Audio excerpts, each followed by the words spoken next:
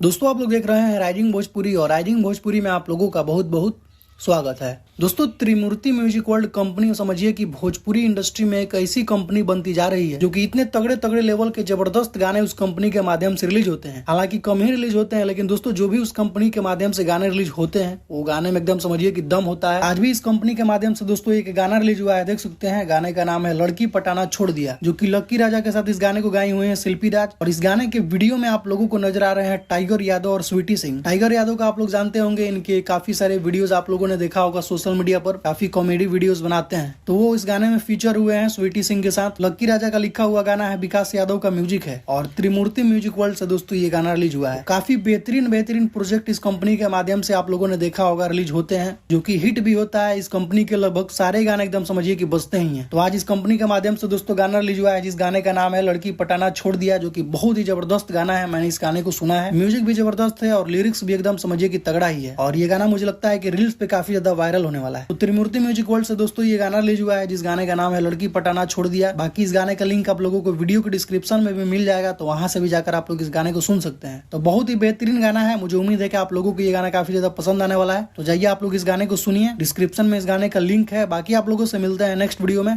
Thank you so much.